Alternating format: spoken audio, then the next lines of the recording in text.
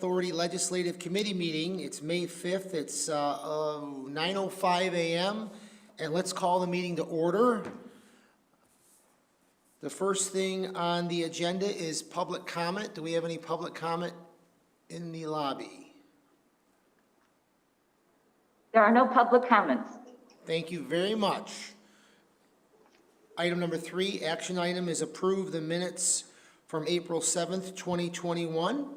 I need a motion. I have a motion by Dave and a second by Jamie. All in favor signify by saying aye. Aye. Aye. Motion carries.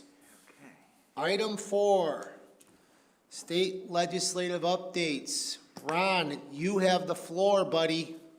Awesome. Thank you, Mr. Chairman. Good morning, members. So session is over. Session was completed last Friday, April the 30th. So congratulations, everyone, for surviving another legislative session in Tallahassee. Just a couple of highlights, and I'll hit a couple of items off of our agenda. Number one, it is the largest budget in our state's history. It came in at $101.5 billion, which is a little misleading in the fact that we are over 100 billion, but about almost 7 billion of that was federal funding. So realistically, it was about a $96 billion budget, which would have been in line with past year's budget. So probably one important thing that's not on our agenda I wanted to share with you is they had just over $10 billion in federal dollars to spend. They spent over just $6 billion of that, left about $4 billion in reserve. Of the 6.57 billion that they spent, $2 billion went back into the Transportation Trust Fund, specifically for the purposes of restoring any reductions or of movement or alterations they had to make to the trust fund based upon lost revenue over the last year. Why that's important, and there's very specific proviso language that kind of outlines that, is we are hopeful, we believe that's going to get the West Shore interchange back from the 26 portion of the work plan back into 24. That's important because that's going to make sure the alignment now of that project lines back up with the replacement of the Howard Franklin Bridge. So there was a couple other projects in Pinellas and Hillsborough that were impacted because of the because of the West Shore interchange being moved. We believe all of those will go back and align with their original timeline. So that's really, really, really good news for Tampa Bay. So I wanted to kind of lead off with that. Couple of highlights off our agenda. Number one, VW settlement funds. One of the things that when we were in Tallahassee back in February, we had our virtual meetings up there. When we met with DEP, they talked about they needed to get the legislature to go ahead and appropriate the additional $30 million in VW settlement funds. That's happened. So the good news is that was a part of the budget. They're moving forward with that. There seems to be some flexibility in the proviso language that it does not have to be used just on school buses. And so we're going to go back and we're going to continue to meet with DEP. We're also going to meet with the governor's office, try to meet with Chris Spencer to really encourage them to look at electric buses for transit organizations and not just school buses. So that was number one. Number two, transportation disadvantage. There's some kind of good news there. There's some bad news there. The bad news is the M-Course project that President Galvano pushed over the last couple of years in Tallahassee has been repealed. And that's, if you all recall, that was the one where they would have developed kind of new 3-state corridors across the state. Why that's important to PSTA is because as a part of Senate Bill 100 that passed, they're repealing also the funding that goes with the M-Course project.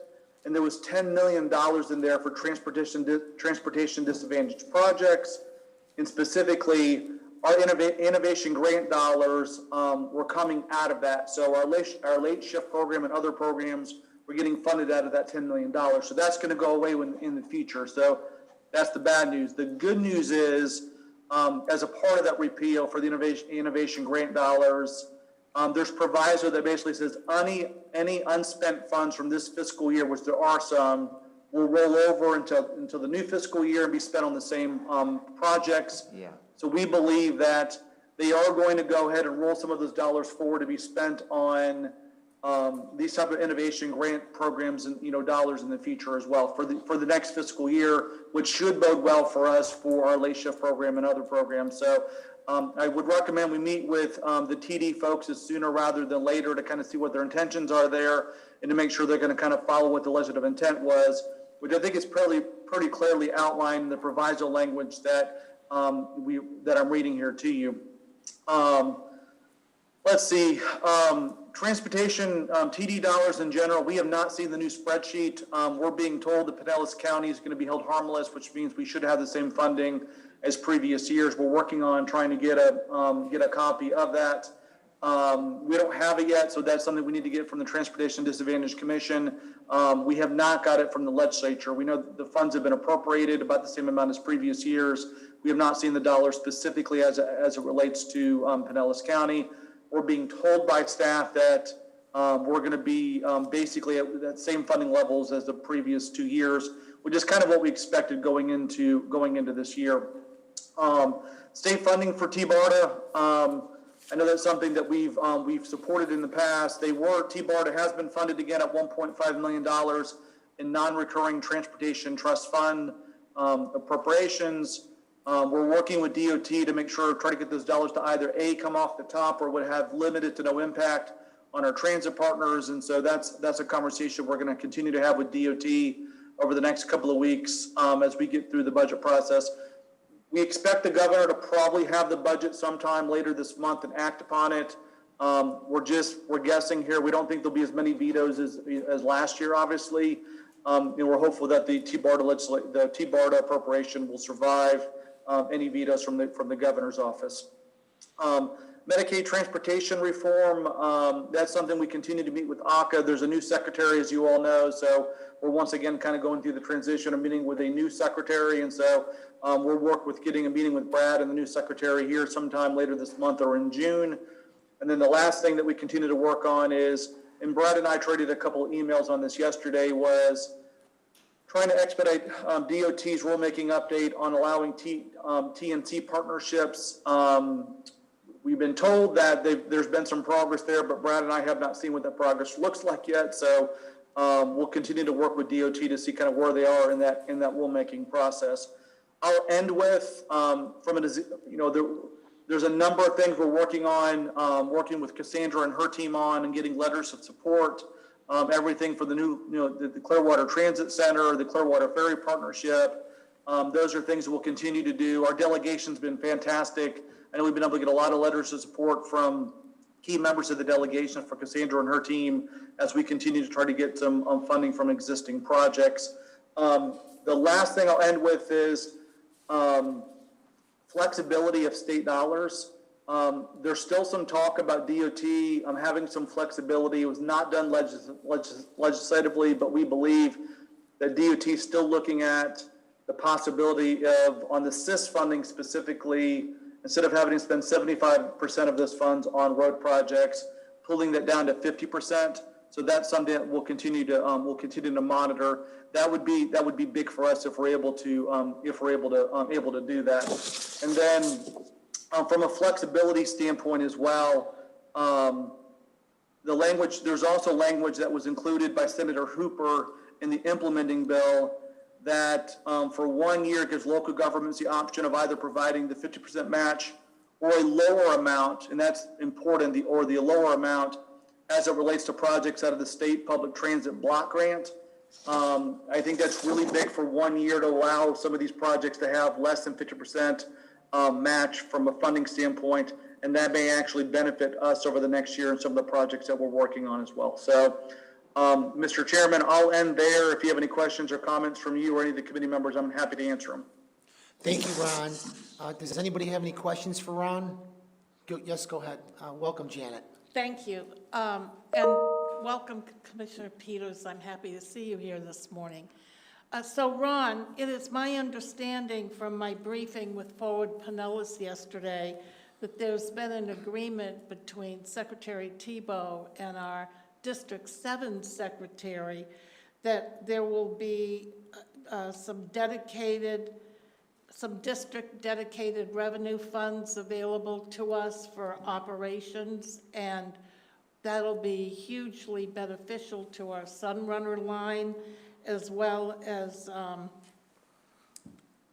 our express bus services going back and forth over 275.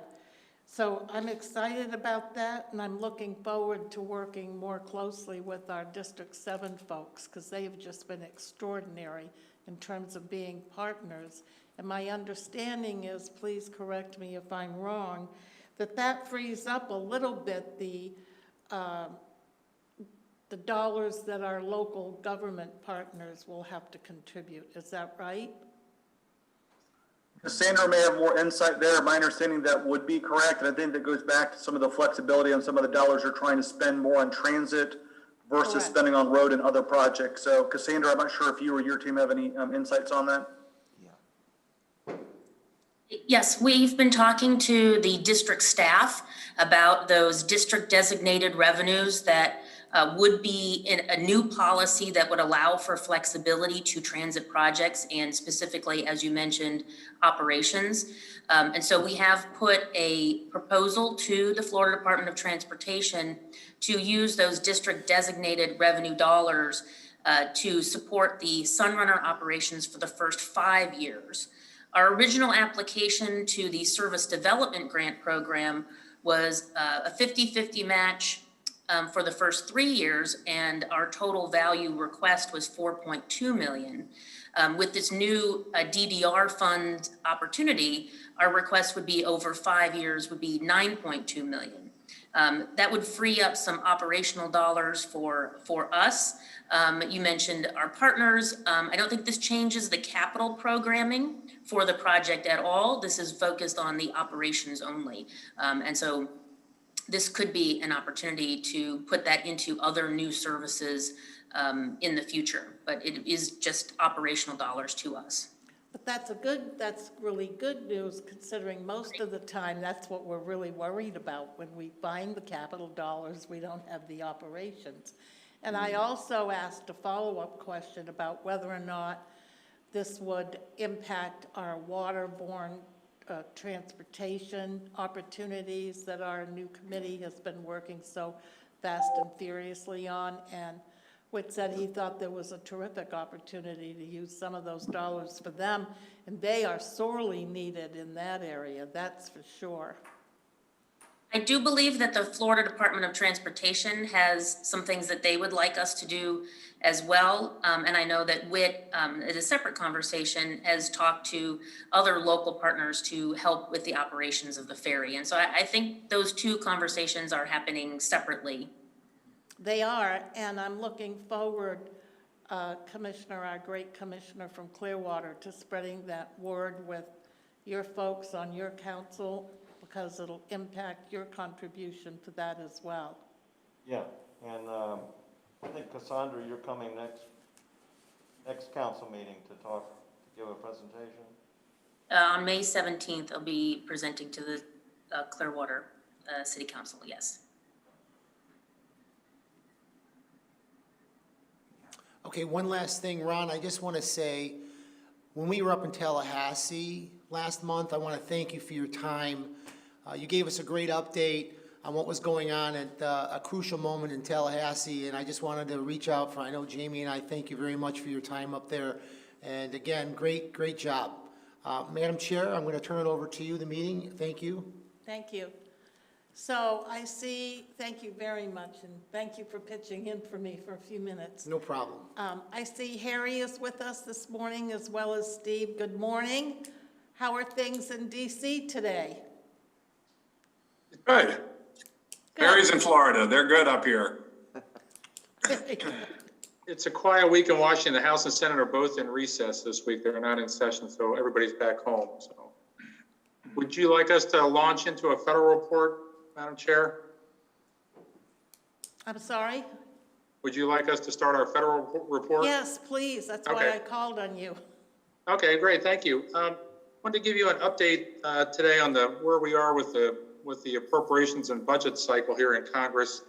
And Steve's going to talk a little bit about the infrastructure bill. I guess but going back to what Ron was talking about, I think since we last met with you at this committee, if you recall, the last COVID relief bill, the American Rescue Plan that Congress passed and the president signed, provided $30.5 billion for transit, just COVID relief funding for transit agencies. And Brad, and I'm not sure if Debbie's on, but Brad, I see that you all have signed a letter of agreement, or signing a letter of agreement with HART to split your share of those funds, which will bring about $44 million to PSTA and COVID relief funding, another tranche. That's correct, Brad? I think that's right, yes. Yeah. Yeah, that's all I saw. So that's good news. So that funding should be coming your way shortly. So that's the following what Ron was talking about, the impact of COVID relief funding on the state budget. Will have a good impact on your local budget. The second thing we want to talk about is the good news is, and to really compliment Brad and Cassandra, Abhishek, Jacob, and all of your staff for doing a great job. PSTA was successful in working with Congressman Charlie Crist. As you know, we've talked about before, Congress is reinstating the congressional earmark spending program. They call them community-focused projects now. It's an ability for members of Congress to direct funding to state and local governments and nonprofits in their congressional districts. And Congressman Crist actually supported 2 earmark requests this cycle from PSTA. One is through the appropriations process, is a request that PSTA is making for $1.2 million from the Federal Transit Administration to help provide more on-route induction chargers for your increasing size of the electric bus fleet. One would be in St. Petersburg and one would be in Clearwater. This request was submitted by Congress, was one of 10 community-funded project requests that he submitted to the House Appropriations Committee.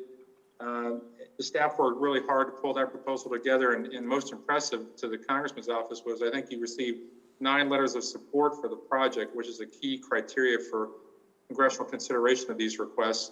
And those letters came in from local government, business leaders, associations, and businesses themselves, and some environmental groups in the area that talked about environmental need for electric buses. So that was a great request there. The second request that Congressman Crist worked on is, and Steve will talk about the infrastructure legislation that President Biden's promoting. There's an opportunity to provide earmarked directed spending in that legislation. And Congressman Crist has submitted to the Transportation Infrastructure Committee a request for $6 million to support solar-powered zero-emission bus and facility charging infrastructure there at the PSTA headquarters. Again, staff did a great job pulling that together. I think they received another 9 letters of support for that project from the same folks as supported the induction charger. So the congressional office was impressed by the level of support in the community for these projects. And that's the first step in the process. Now we have to continue to track to find out where they go. That leads into the appropriations process. Congress is really late this year at starting the process. Usually by this time, the House at least has already started its work on the appropriations bills. Because the president has not submitted his budget for fiscal year 22 yet, he's about 3 months late and may not submit it until the end of the month or early June. The appropriations process will be pushed out probably till June or July. And so the next step in our earmark request will be when those bills are marked up by the House Appropriations Committee to ensure that those projects are included in the bill. So we'll continue to track that. It may delay the appropriations process again this year because the Senate probably won't even get to doing any of their appropriations work till the fall. So we'll continue to track that and to track the earmark requests. And just again, wanted to say, Brad, that you and your team, thanks for the great work pulling all that information and let us support together. With that, I'm going to pass over to Steve, who's going to talk a little about infrastructure and a couple other topics. So, members of the committee, thank you for the opportunity to be here today. On the infrastructure bill, we know that President Biden has proposed the $2.2 trillion bill that has gotten for what he calls the American Jobs Plan. It includes $85 billion for transit, $25 billion or $65 billion rather for state of good repair. And there is money for expanding new systems and for ADA compliance. So there's a lot of support within the community for that funding. However, and there is support on a bipartisan basis for that infrastructure funding as well. However, the debate has been over whether or not there should be additional funding for healthcare workers, home healthcare workers, public housing, some of the other less than hard infrastructure systems. And in response, the Senate Republicans have prepared their counter proposal, which is slightly less than $600 billion over 5 years. I should say the $2.2 trillion Biden proposal is over 8 years. So there are proposals going back and forth, and there's an effort to try to negotiate that between some of the Senate Republicans and President Biden. There's a meeting a week from today in the White House with a bipartisan group of senators, and they're hopefully going to try to come to some sort of agreement about how they should proceed. Because in the midst of all this, we don't know where the 5-year surface transportation bill fits in.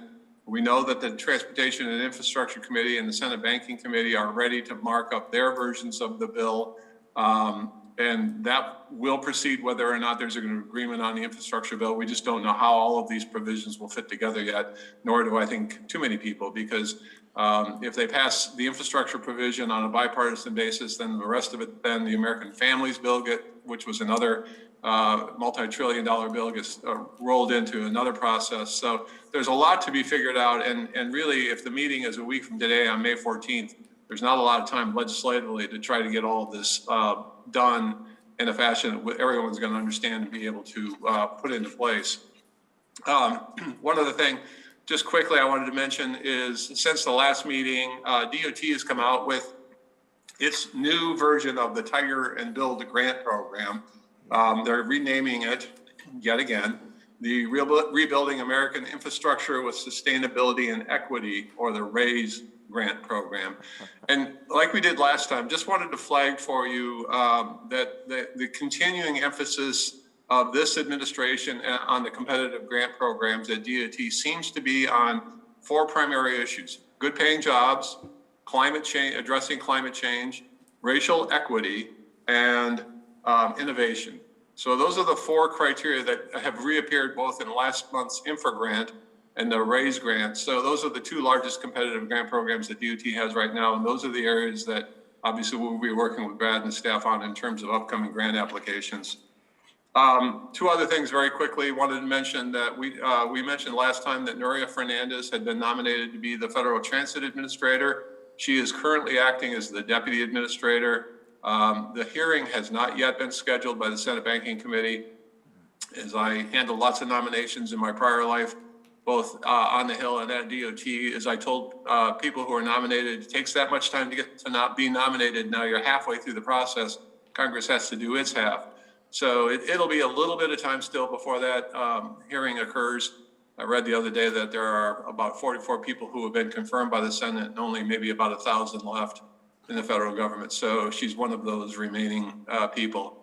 And then lastly, you may have seen, but good news, a little bit of good news on the transit front is that Vice President Kamala Harris was in Cincinnati on Friday and participating on a panel on public transit. And she heard from the local community about the importance of bus frequency and the importance of the ability to access bus transit systems through walkable urban environments. So it was she knew it, obviously, coming from California and all of the various urban areas there with their transit systems, but it was a nice thing to see as she's trying to help advance the president's infrastructure proposal.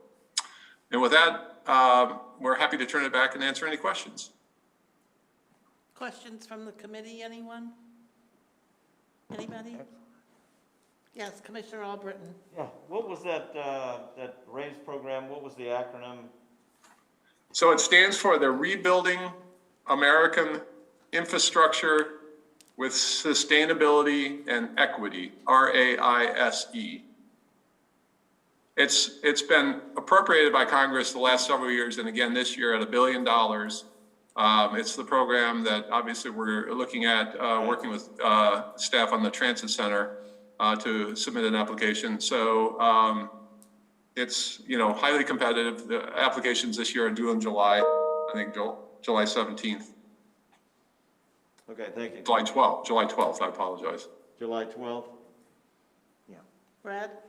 Yeah, and of course, we are going to be making an application in that round by July 12th for the construction funds for the Clearwater Transit Center. thanks to Harry and Steve and Commissioner Long for setting up we had a Zoom call with a deputy administrator to talk about the project, and then he invited a whole bunch of other DOT people to the Zoom call where we pitched the project, and I think that went very well. And, so they are kind of aware of Clearwater and that we exist. I think that was good. And then I think this week, I know our staff is working really hard to comply with a City of Clearwater process that PSTA put in a proposal to take the land that's owned by the city at Court and Myrtle in exchange for PSTA giving the city our land where the current transit center is, sort of the land swap. That proposal, I think, is due Friday. I know we're hoping to get it done tomorrow and turned into the city. So then the land can be sort of secured, hopefully in time by July 12th, or close to it by July 12th, so that that makes our application look even better, that we have the land, locked down. The design, Abhishek is working hard to get the design going. Hopefully we'll have some really awesome renderings of what the transit center can look like that will accompany our application, so people can see it, to see what it's going to look like. And so I think things are falling in place for that. And of course, like as Harry said, we're trying to do for these earmarks, we're certainly gathering a whole bunch of great letters of support for that project too, from the community. And that was one of the federal government's takeaway or points that we needed more of when we applied for this. We applied for this project last year, got very highly rated, but didn't make it across the finish line because, as Steve said, it's so competitive. But I think we're much further ahead than we were a year ago on it. Good. Yeah, so I think that. We'll stay on top of it, because I know that Bill still has to bring it to council, but if we don't have that worked out by the 12th, then, we could have some kind of letter of understanding, I guess. Yeah. I think that would be good too. I talked to Charles, the deputy administrator, about that. Okay. And what they said, they didn't need everything totally done, but they just needed it to understand that we had access to the land. Yes, and we Yeah. have and Clearwater has a buy-in, there's skin in the game too, so. And then, Madam Chair, Harry, I had a question about these earmarks. Now that Congressman Christ has turned in his 10, and I saw Congressman Bilirakis turned in his 10, and I guess every congressperson turned in 10. What if there's anything else that we can do to help him or help our projects for success with this earmark process? I don't even know how that's going to go.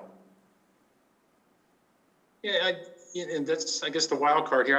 I guess one thing I might suggest, and Steve and I haven't talked about this yet, we might want to, I think we were planning to set up a call with Mario Diaz-Balart anyway, who's the ranking Republican on the Appropriations Subcommittee that funds these projects, to let him know the importance of this request to Florida and to the Pinellas County. And so we were planning to set up a meeting, I think, with Commissioner Long anyway, as part of the app to fly in. So maybe we can add that to the agenda when we meet with him in May, later in May, and talk about that. And we'll work with the Congressman's office to see how we can be supportive to them. I think part of the issue, it's kind of a math problem right now. Congress has decided to earmark 1% of the discretionary spending budget, which I think, Steve, my math is perhaps about $14 billion. So if you do the math, divide that between the House and the Senate, that's about $7 billion for the House to do earmarks. And if you divide that among parties, that's about $3.5 billion if you split it evenly. But we don't know how many members of Congress in the end actually ask for earmarks. So there might be members of Congress, we're told they get around $15 or $20 million for each of their districts. Might go up a little bit if fewer members ask for earmarks. And so I think the committee has to figure out how many of the projects on each member's list can actually be funded within their allocation. Certainly Congressman Chris knows that this is an important project. And again, it goes back to the issue of the letters of support, the fact that I think they told us that you got more letters of support for this project than any other project that was on their, of the Good. 10 that was on their list. And so I think that's a good indication of the community support for what you're doing for both of these projects. Well, the good news, though, Harry, is that we've spent a lot of time speaking with Congressman Diaz-Balart, and he's well aware of our needs and was very helpful with our appropriation for the Sunrunner money. So I'd like to think that he recognizes this is all just a continuation of the good work that's already started. And given that we're so far behind in Tampa Bay, anything we can do to keep pushing the throttle is going to only be a good thing, right? That's correct. And to that point, I just want to let everybody know, you may remember I had spoken about the statewide listening tour with Secretary Buttigieg, and that has been delayed due to scheduling issues between his office and FAC, the Florida Association of Counties. So it's now scheduled for, I guess I'm going to ask you all to just stay tuned, but it's scheduled for late May or early June. So we'll keep on plugging to see if we can bring that to fruition. Don't worry, I'll let you know as soon as I get a confirmation. Okay? Anything else, Harry, Steve? You know, No, ma'am. speaking of the confirmation process, in the last administration, they never did fully confirm Jane. And that was, 4 years in the making? So a few extra months is probably not all that bad of a thing. That is correct. And in fact, in the Obama administration, the last nominee wasn't confirmed either. Carolyn Flowers, the last 2 years served as the acting as well. So it is kind of a surprise when we saw the nomination. She's been nominated to replace Peter Rogoff, who hasn't been in that job held that job for about 6 or 7 years. Interesting. Well, I guess the staff must be running the show behind the scenes. That's good No, news. That's good news for you, as I said, Steve. Nuria is acting. She's deputy, and she's I know. firmly in control. Yeah, I was just kidding. But it's got to be a good thing for you because I imagine the staff, there's still folks there that you know real well, right? We do, yes. It's been great. And I think Harry had mentioned before that Nuria was my client for the last 10 years in California as well. Excellent. And Brad and she are very close, and I've met her as well. So that's all Yes. good for us. Yeah. Very good. Excellent. Okay, other business. Brad, do we have other business? I don't think so. I think we're good. I can't say, the state legislative session was, a breeze or 100%. We batted 1,000. We did not, but, we had some problems with transportation disadvantage. But otherwise, as you mentioned, Commissioner, the state DOT has created some more flexibility within their funding streams that could, in the long run, be a big success for us. So we'll stay tuned. So we have to have a big thank you party for Secretary Gwen. Yeah. He's been Yeah. so terrific to us. When that happens. Yeah. Anything else from the rest of the members? No? Well, okay then, if there's nothing else, we are adjourned, and our next meeting is June 5th at 9 a.m. Say again? What did you say? Thank you, guys. Yeah, it says June 5th. What did I say? Yeah, it's June 2nd, I'm sorry. June 2nd? It says June June 2nd. 5th on our paperwork. Oh, well, I guess we won't be here on Saturday, June 2nd. Okay, I stand corrected.